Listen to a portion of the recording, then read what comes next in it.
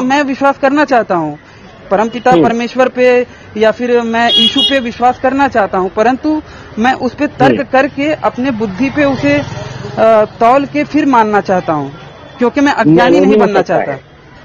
वो नहीं सकता है जी महोदय, तर्क से आप बिल्कुल नहीं जान सकते। तो तर्क देने की शक्ति मुझे ईश्वर ने ही दी ना। ये जो प्रश्न आ रहे हैं मेरे मन में, ये कहाँ से आ रहे हैं? बुआ से है, चाचा भतीजी से है, परिवार के पवित्र रिश्तों में जिन्हें पवित्र माना जाता है हमारे समाज में, उनमें व्यभिचार बताया जा रहा है और कहीं पे भी उन्हें क्रिटिसाइज नहीं किया जा रहा है कि ये गलत है। और जो धर्म की पुस्तक कही जाती है उसमें ये बात लिखी है, तो हम कैसे उसे मान लें? क्योंकि ये दिल में थोड़ा खटकता है। में क्या हो रहा है आज? आप संसार में देखो क्या हो रहा है। संसार में वहाँ पे हो रहा है जो बाइबल को मानने वाले हैं और उसी के हिसाब से कार्य कर रहे हैं। यूरोपीय कंट्रियों में, अमेरिका आदि में वही सब हो रहा है, क्योंकि वहाँ पे अधिकतर वही फॉलोअर हैं, उनकी मानसिकता वही है। नमस्ते सभी को मित्रों, वैचारिक मंथन यूट्यूब चैनल पर मैं आपका साथी आशीष चौरसिया आप सभी का हार्दिक स्वागत एवं अभिनंदन करता हूं। अच्छा महोदय, मैं ये भी कहना चाहूंगा आपसे, हमें हाथ किस लिए दिया है परमेश्वर ने? हाथों से कार्य करने के लिए किसी भी चीज को, ठीक है ना? अगर हमें मुंह दिया है तो खाने के लिए और सांस लेने के लिए और बोलने के लिए दिया है। बिल्कुल। तो हर एक चीज, आंख दी है तो देखने के लिए, तो हमें बुद्धि दी है तो उसको क्यों दिया है? बुद्धि का इस्तेमाल करने के लिए किसी भी चीज पे ना। हाँ बिल्कुल ठीक है। तो हम केवल विश्वास क्यों कर लें? अगर कोई कहे कि भैया ये आम का पेड़ है, इस पे से इमली निकलती है, इमली गिरती है, तो हम ऐसे विश्वास कर लें? हमें परमात्मा ने बुद्धि दी है तो बुद्धि पे हम तर्क करेंगे ना, क्योंकि हमारे शास्त्रों में या फिर हमारे पूर्वजों ने हमें यही सिखाया कि किसी भी चीज को ऐसे ही मत मान लो, हो सकता है वो गलत हो, उस पर चिंतन करो, मनन करो, सही लगे तो मानो। तो हम मैं विश्वास करना चाहता हूँ परमपिता परमेश्वर पे या फिर मैं यीशु पे विश्वास करना चाहता हूँ, परंतु मैं उस पे तर्क करके अपने बुद्धि पे उसे तौल के फिर मानना चाहता हूँ, क्योंकि मैं अज्ञानी नहीं बनना चाहता।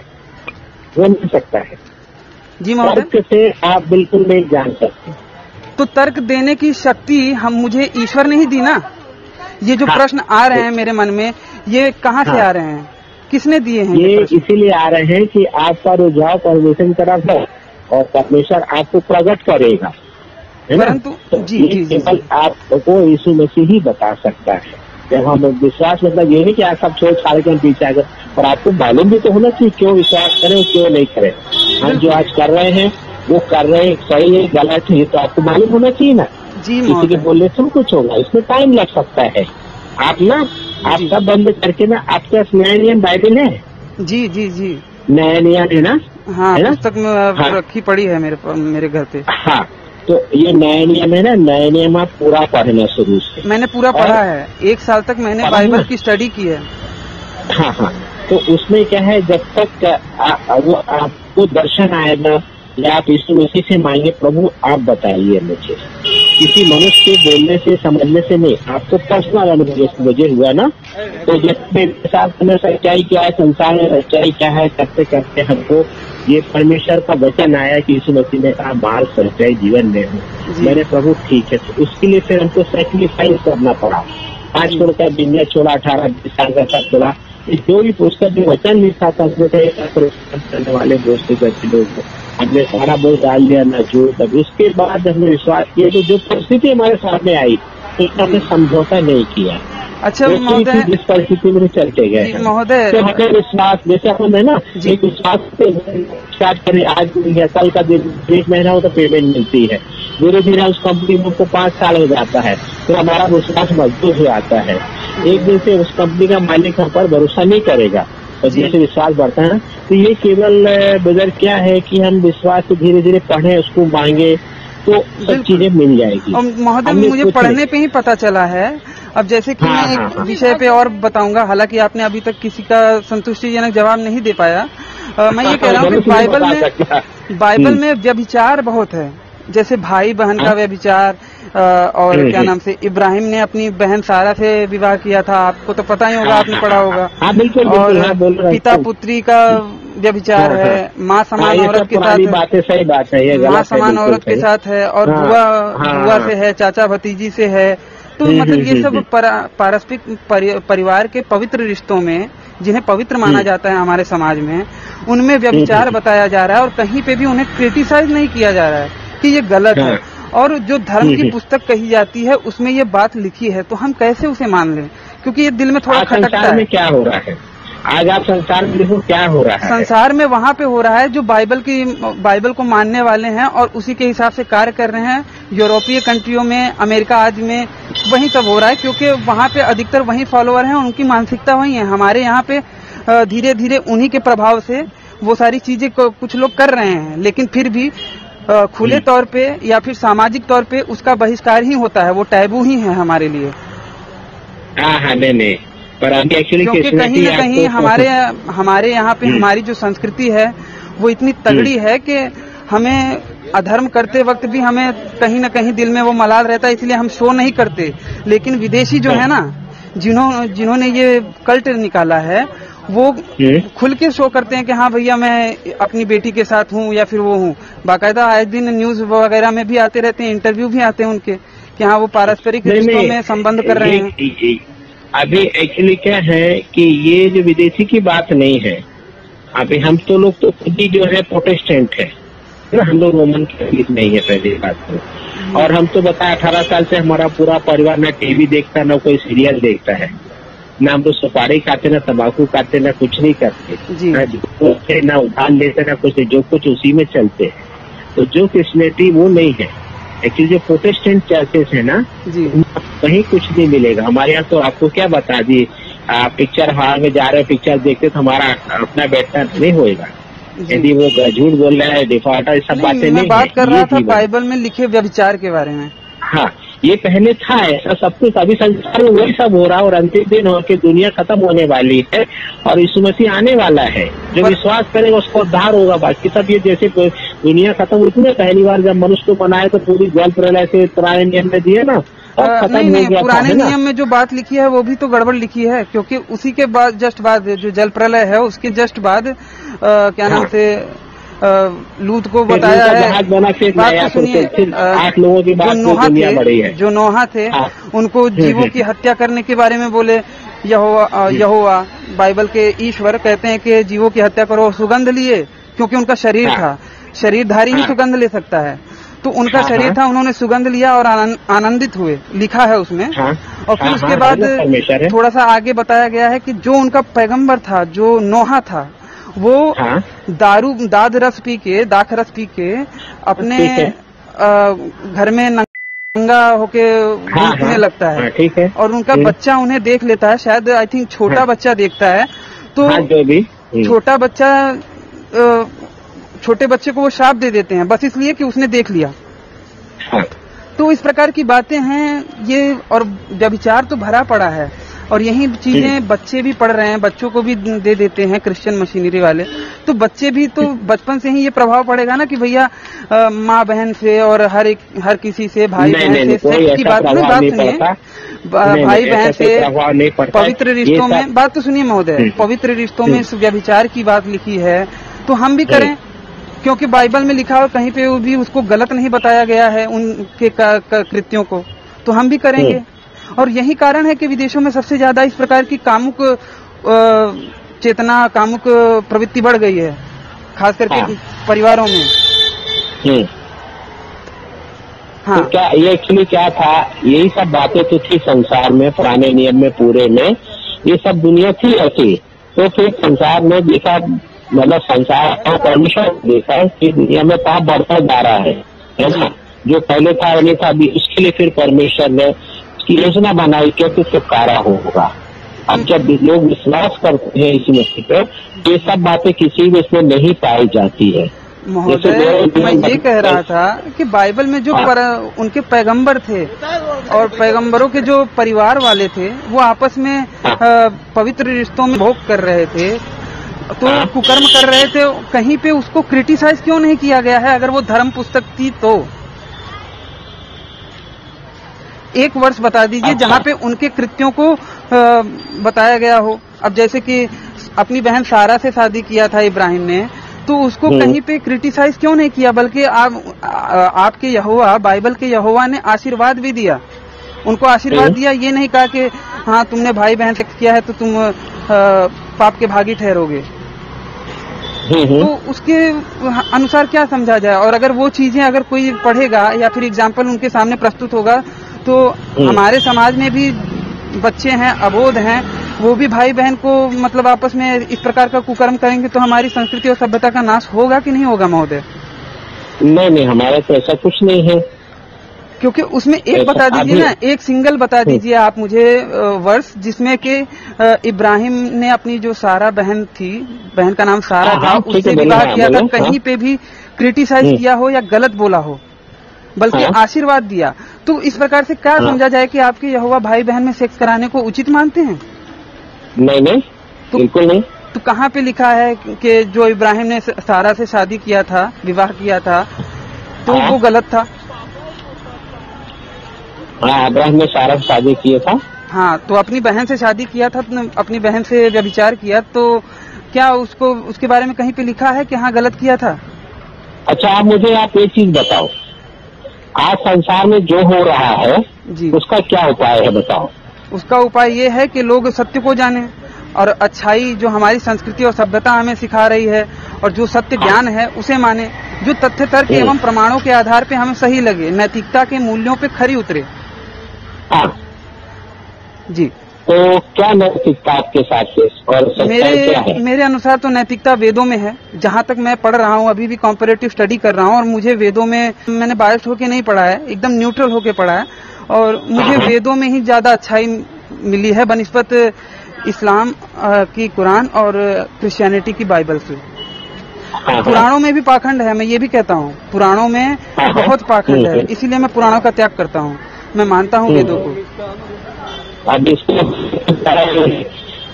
थोड़ा बैठ के ना तो ज्यादा डिस्कस नहीं हो सकता है, इसको क्या जाओ या कभी ऐसी मुलाकात को ऐसे नहीं समझ सकते अपन, इसको बैठ के ना जी, थोड़ा सा जैसा बहुत आएगा, ये सब चीजें आपको पुराना रेफरेंस था, ये दुनिया ऐसी थी उस समय, इसमें के पहले, और है ना, तो उसमें क्या है कि अपन को स्टडी करना पड़ेगा। ये सब रेफरेंस के लिए मैं एक्चुअली दिया है कि पुराना दुनिया ऐसी थी और आज की दुनिया भी वैसी ही है। नहीं, लेकिन रेफरेंस के लिए दिया है महोदय। मेरा सवाल बस यही है, मासूम सा सवाल है कि अगर वो रेफरेंस के लिए दिया है, फिर भी कम से कम रेफरेंस में भी तो ये लिखना चाहिए था कि देखो इब्राहिम ने सारा अपनी बहन सारा से विवाह किया है, व्यभिचार किया है, तो ये गलत है और ऐसा ऐसा किया था। एक जगह पे भी नहीं इस चीज को कहा गया है। लूत की बेटियों ने अपने पिता से संभोग करके गर्भवती हुई और कहीं पे उसको एक जगह पे भी क्रिटिसाइज नहीं किया गया।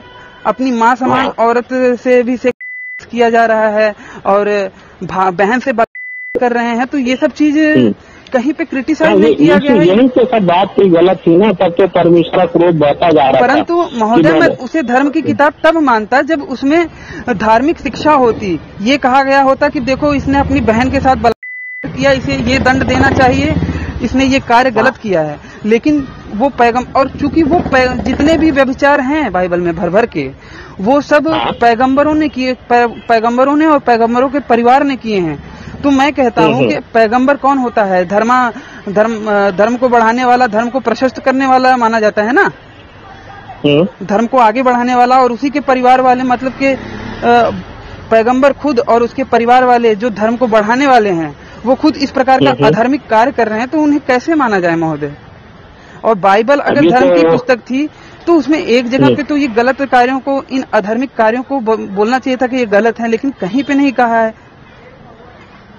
अच्छा, तो इसलिए मैं कहूंगा महोदय कि आप और थोड़ा सा मेरे जितने भी मैंने पॉइंट बताए हैं उन पे विचार कीजिएगा। हालांकि बहुत सारी बातें थी, लेकिन चूंकि आप भी शालीनता से बात कर रहे हैं और मुझे बहुत अच्छा लगा जो मैंने प्रश्न रखे हैं। अगर आप मुझे कभी भी उनके विषय में चर्चा करना चाहें तो मैं हाजिर हूं, आप मुझसे बात कीजिए फोन करके। मैं आपसे बिल्कुल बात करूंगा महोदय, आपसे बात करके बहुत अच्छा लगा। हाँ, मेरे बिल्कुल सही है। जी। और यही आपको ऐसा ना कि हमारे से भी कोई जरूरत नहीं थी, बहुत से लोग दुनिया के अंदर में है जो स्टडी करते हैं ये, जी, है ना जी। ये एक दिन में समझ में भी नहीं आएगा। आप बॉम्बे में जहाँ भी कहीं रहते हैं, कहाँ पर रहते हैं आप बॉम्बे में? मैं मुंबई में रहता हूँ, अंधेरी में। ईस्ट वेस्ट कहाँ रहते हैं? अंधेरी ईस्ट में। अच्छा जी। तो मैं आपको ना किसी का कॉन्टेक्ट वहाँ से दूंगा, जी। तो आप पर्सनल व्यक्तिगत तौर से बैठ करके ना डिस्कस कर सकते हैं। हम लोग जो है ना इसी तरह से है। जी बिल्कुल। लेकिन रोमन कैथलिक कोई जवाब नहीं देगा आपको, किसी रोमन कैथलिक चर्च में मत जाना आप। जी जी। ना कोई भी कैंडल मोहब्बत की मूर्ति पूजा वाला, कोई भी यीशु मसीह मरियम कोई भी हो, जी वहाँ आपको और दिमाग खराब हो जाएगा। जी महोदय, मैंने जितनी भी बात की है अधिकतर प्रोटेस्टेंट से ही की है। अच्छा हाँ, तो बहुत अच्छी बात है जी। तो हम आपको वहाँ का कोई कांटेक्ट नंबर देंगे, तो उनका आपको पूरी जवाब मिल जाएगा आपको। जी भले साल 2 साल 5 साल 6 साल लगे।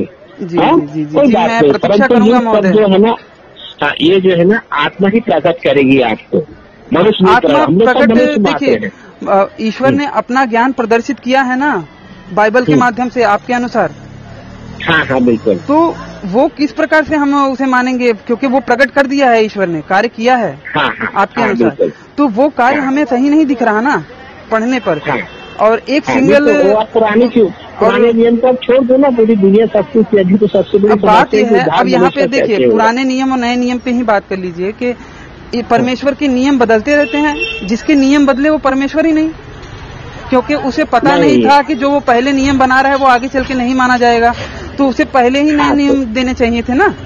तो इस प्रकार से ओल्ड टेस्टमेंट और न्यू टेस्टमेंट महोदय, ये तो परमेश्वर ने बनाई दुनिया वही समझ सकता है क्यों बनाया। नहीं, परमेश्वर हमेशा अपने बाइबल पढ़ने पे पता चलता है कि परमेश्वर जो बाइबल का परमेश्वर है उसका चित्त स्थिर नहीं है, वो पल में तोला पल में माशा होता है। कभी ये कहता है, कभी आम कहता है, कभी इमली कहता है, कभी किसी चीज को गलत ठहराता है तो कभी सही ठहरा देता है।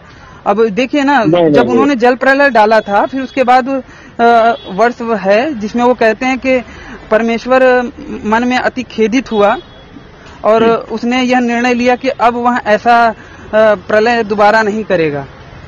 और एक बार उससे आगे भी आया है कि वो जब उन्होंने मनुष्यों को देखा तो बोला कि मनुष्य जिस प्रकार से कार्य कर रहे थे तो परमेश्वर अपने कार्य पे अति खेदित हुआ, जो उन्होंने ईश्वर मनुष्य को बनाया था उस पे बड़े दुखी हुए। मतलब कि किस प्रकार से जब उन्होंने मनुष्य को बनाया था, सृष्टि को बनाया था, तो वो उन्होंने कहा था कि अच्छा है, मतलब उन्हें भविष्य में पता नहीं था कि इस प्रकार की घटनाएं होंगी और वो दुखी होंगे। और जो दुखी हो, जो खुश हो जावे, ये तो बच्चे वाला काम, किसी पागल का काम लगता है, क्योंकि दुख और सुख परमेश्वर को सच्चिदानंद कहा जाता है, वो सच्चिद आनंद रहता है, उसके चित्त में परिवर्तन नहीं होता। तो इस प्रकार से ये कार्य कर रहे हैं तो ये तो किसी बच्चे का काम लगता है ना महोदय। किसी ये तो आपकी समझ है, हम बोल नहीं सकते हैं और ये फोन से बात नहीं हो सकती है। आप बताइए ना, आपके नजरों में परमेश्वर वो है जो झट में गुस्सा हो जाता है, झट में खुशी हो जाता है और निर्दोष प्राणियों का जलाने पे उनका सुगंध लेता है और खुश हो जाता है, ये सारी चीजें, और मारने लगता है, प्रलय लाता है और तुरंत प्रलय लाने के बाद दुखी भी हो जाता है, या फिर ये निर्णय लेता है कि अब से मैं ऐसा कार्य नहीं करूंगा। वो परमेश्वर है या फिर वो परमेश्वर है जो कभी भी गलत नहीं करता और हमेशा आनंद में रहता है, उसके चित्त में परिवर्तन नहीं होता। इसके लिए समय देना पड़ेगा, समझना पड़ेगा। समय लीजिए, और आप कभी भी मुझसे बात करना चाहेंगे महोदय तो मैं आपसे बात करने के लिए हमेशा तत्पर रहूंगा। हाँ। तो इसको क्या है कि मैं आपको कोई वहाँ का भी एड्रेस दूंगा, बॉम्बे का कोई मैं देखता हूँ वहाँ पर अंधेरी एरिया का ना, तो उनके साथ आप जो बाइबल का है ना और भी स्टडी वाले भी अपने देखते हैं जी, तो उनसे थोड़ा सा आपको पूरा जवाब मिल जाएगा, आपका जवाब मिलेगा जरूर। बिल्कुल। भले आपको एक साल डिस्कस करना पड़े, कोई बात नहीं, हम लोग इसी के लिए जिंदा है। जी महोदय, है ना। तो अभी आप बैठते तो हम बताते साहब हमारे पास तो बहुत कुछ है, और ऐसे तो आपके जैसे कम से कम तो 700-800 लोग मुझे 18 साल में मिले जी, और बात चली 2-2 4-4 लेकिन महोदय ये बात तो आप भी मानेंगे, ये बहुत अच्छी बात है। हमारे इस वार्तालाप में हमने जितनी भी पॉइंट पे बात की या फिर जो भी मैंने पॉइंट बताए, उनमें से किसी का भी आपने सेटिस्फेक्शन वाला भरा उत्तर नहीं दिया। नहीं, हम ऐसा कुछ भी जवाब नहीं दे सकते। इसलिए मैं आशा करता हूँ कि आप भविष्य में मुझे कभी बताएंगे। बिल्कुल। ठीक है महोदय, मैंने अभी कुछ भी ऐसा जवाब नहीं दे सकता मैं, है ना, क्योंकि अपन बोल लेने से क्या होगा फिर, है ना। ये बात को पूरा मतलब क्लियर होना जरूरी है। बोलने से क्या होता है, जो पर्सनल भाई हम झूठ नहीं बोलते, बिल्कुल आप भी झूठ बोल देता है ना, तो ऐसा कर नहीं। अगर आप खोज रहे हो बिल्कुल तो आपको नहीं, जो है देखिए महोदय, झूठ बोलने की जहाँ तक आपने बात कही तो वो तो यहोवा ने भी संसार झूठ की बोला बात है। बताते ना, लोग बोलते हैं ना कि जंगल करके, तो जब हमको सच्चाई तभी स्थापन से पता है ना। ठीक तो है, आशीष भाई बहुत अच्छा लगा आपसे मिलके, है ना। मुझे भी आपसे बात करके बहुत आनंद अभी हुआ। यहाँ पर मैं भी पत्थल गाँव में छत्तीसगढ़ में हूँ अभी यहाँ, जी है जी। ना। तो चलिए महोदय, मैं इसी आशा के साथ और इसी विश्वास के साथ आपसे बातचीत समाप्त कर रहा हूँ कि आप भविष्य में भी मुझसे बात करेंगे, ठीक है। थाने में बिल्कुल जरूर बात करेंगे। चलिए और हम आपको ना वहाँ का भी कोई कॉन्टेक्ट एड्रेस देंगे जिनसे आप मैं बड़े रहते हैं, उनसे बात करेंगे तो वो भी आपको समझा सकते हैं। ऐसी कोई बड़ी बात नहीं। महोदय, ये आपका नंबर व्हाट्सएप पे है? मेरा व्हाट्सएप में नहीं है, और मैं व्हाट्सएप यूज नहीं करता, ना फेसबुक यूज करता हूँ मैं। नहीं, आप ये मेरा नंबर व्हाट्सएप पे भी है, और कभी भी आप संपर्क करना चाहें मुझसे तो मैं हमेशा तत्पर रहूंगा, ठीक है। हाँ, मैं आपको कुछ गाइडेंस दूंगा, भेजूंगा आपको, है ना। बिल्कुल बिल्कुल बिल्कुल, ठीक है। Okay, thank you very much. Okay, God bless you. नमस्ते जी, हरिओम। नमस्ते।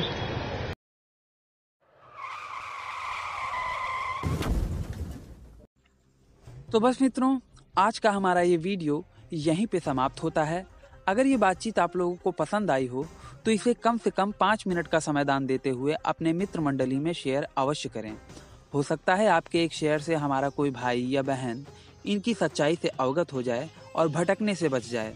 अगर आप सामर्थ्यवान हैं और मुझे मेरे इस कार्य में सहयोग करना चाहते हैं तो स्क्रीन पर दिख रहे QR कोड पर आप मुझे सहयोग कर सकते हैं।